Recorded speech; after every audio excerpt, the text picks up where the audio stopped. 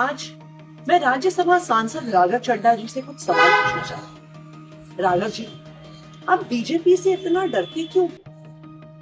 आप बीजेपी से सवाल उठाने से डरते क्यों हैं? आप मोदी जी से सवाल उठाने से डरते क्यों हैं?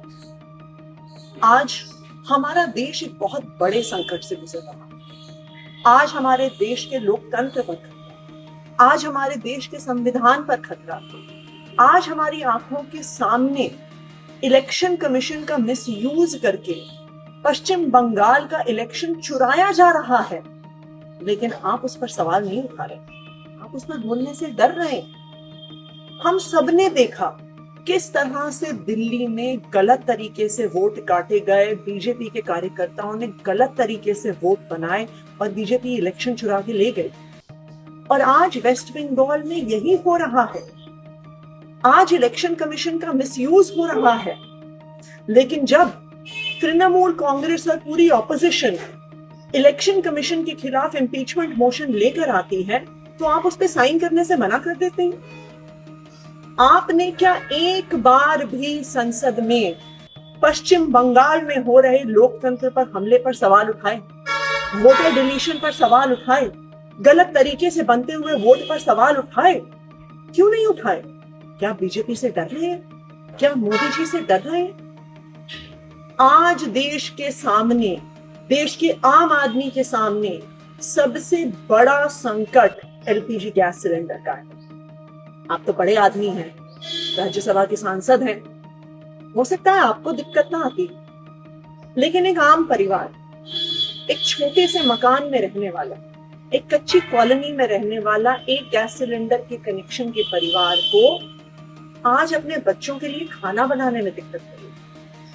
पिता सोच रहे हैं मैं काम पर जाऊं, दिहाड़ी लेकर आऊं, या लंबी लंबी लाइनों में खड़ा होकर गैस का सिलेंडर लेके आऊं कि कल मेरे बच्चों के लिए लंच बन सके। जब आम आदमी पार्टी ने पंजाब में, दिल्ली विधानसभा में सिलेंडर का सवाल उठाया, जब आम आदमी पार्टी के सांसदों ने एलपीजी सिलेंडर का मुद्दा उठाया और आपको जब एलपीजी के मुद्दे पर बोलने के लिए कहा गया तो आप चुप रह गए। आप मोदी जी से डर गए क्या?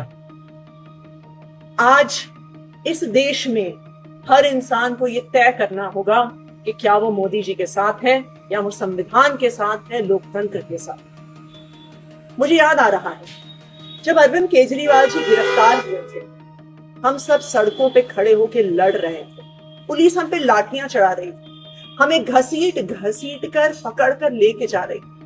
दिल्ली के अलग अलग थानों में, कहीं नरेला में, कहीं बवाना में हम जीते हुए, हम रोज सड़कों पे लड़ रहे थे।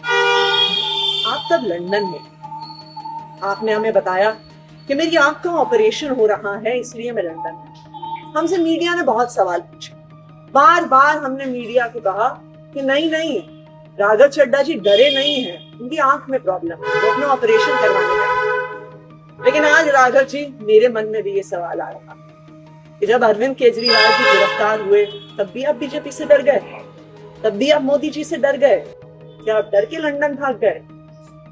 देखिए, हो सकता है कि आप मोदी जी से डरते, हो सकता है आप जेल जाने से डरते हैं, लेकिन हम अरविंद केजरीवाल के सिपाही हैं। हम ना बीजेपी से डरते हैं, ना मोदी जी से डरते हैं, ना उनकी एजेंसी से डरते हैं, ना जेल जाने से डरते हैं।